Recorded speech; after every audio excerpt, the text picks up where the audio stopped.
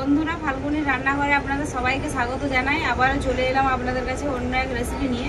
তো আজকে তেলেপিয়া মাছের রেসিপি আমি কিভাবে বানাই সেটাই আপনাদের কাছে শেয়ার করব। তো কিভাবে আমি বানাবো আপনারা ভিডিওটা প্রথম থেকে শেষ অবধি পুরো দেখতে থাকুন আর আমার সাথে থাকুন। আঁচটা খুব ভালো করে উঠেই গেছে, কড়াইটা বসিয়ে দেবো উনুনে। আমি নিয়ে নিয়েছি এই সাইজের তেলেপিয়া মাছ। তো মাছটাতে এখন লবণ হলুদ মাখিয়ে নেব। কড়াইটা গরম হতে হতে লবণ, হলুদের গুঁড়ো, হলুদ আর লবণটাকে মাছে আমি খুব ভালো করে এভাবে মাখিয়ে নেব।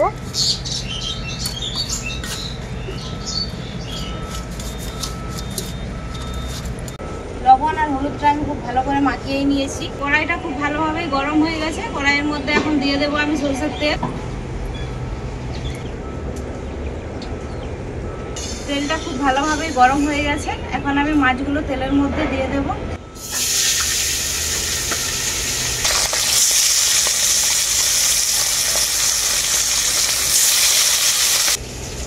মাছটার এক পিঠটা ভালো করে ভাজা হয়ে গেছে, আরেক পিঠটা পাল্টে নেব।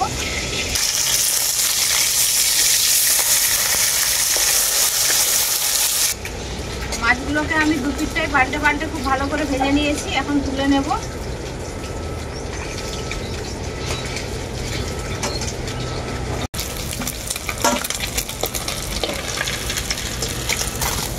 বাকি মাছগুলো আমি একইভাবে ভেজে নেব। মাছগুলো আমার সবই ভাজা হয়ে গেছে, এখন তুলে নেব। ওই মাছ ভাজা তেলের মধ্যেই দিয়ে দেবো আর একটু সরষের তেল। ওই তেলের মধ্যেই দিয়ে দেবো কেটে রাখা পেঁয়াজ।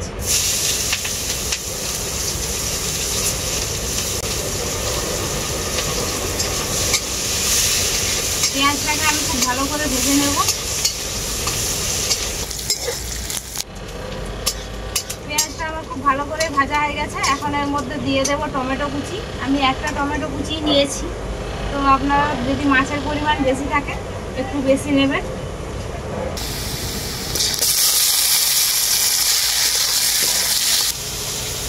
টমেটোটাকে আমি হালকা করে পেঁয়াজের সাথে ভেজে নেব।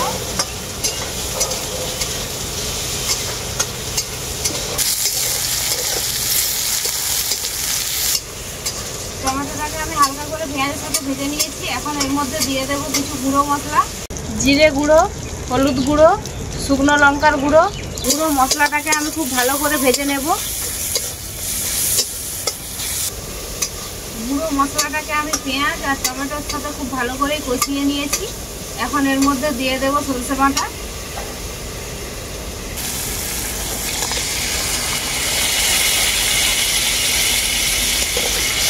সরষে বাটাটাকেও আমি খুব ভালো করে কষিয়ে নেব।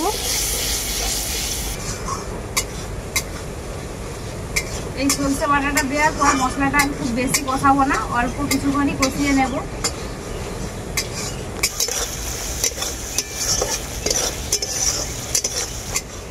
মশলাটাকে আমি খুব ভালো করেই কষিয়ে নিয়েছি। এখন মশলার মধ্যে দিয়ে দেবো পরিমাণ মতো জল।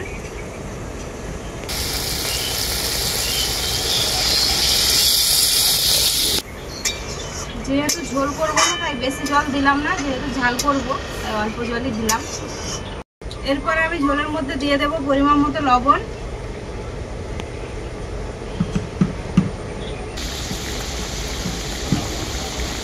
ঝোলটা খুব ভালোভাবে ফুটে গেছে। এখন আমি ঝোলের মধ্যে দিয়ে দেবো ভেজে রাখা মাছ।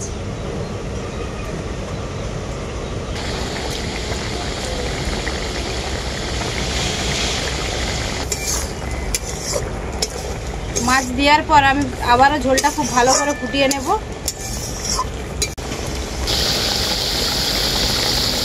ঝোলটা অনেকটাই ফুটিয়ে গেছে। মাছের ঝালের রেসিপিটা আমার পুরোপুরিভাবে রেডি। এখন আমি নামিয়ে নেব।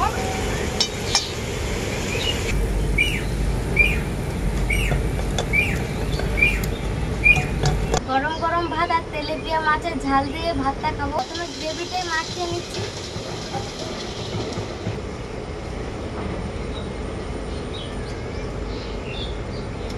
গ্রেভিটা দুর্দান্ত স্বাদ হয়েছে। এবারে তেলেপিয়া মাছের স্বাদটা দেখি কেমন।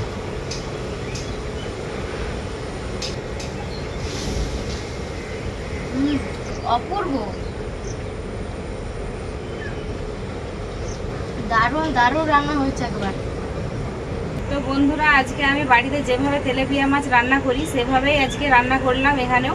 এই তেলাপিয়া মাছটা এভাবে রান্না করলে সহজও হয় আর খেতেও ভীষণই টেস্টি হয়।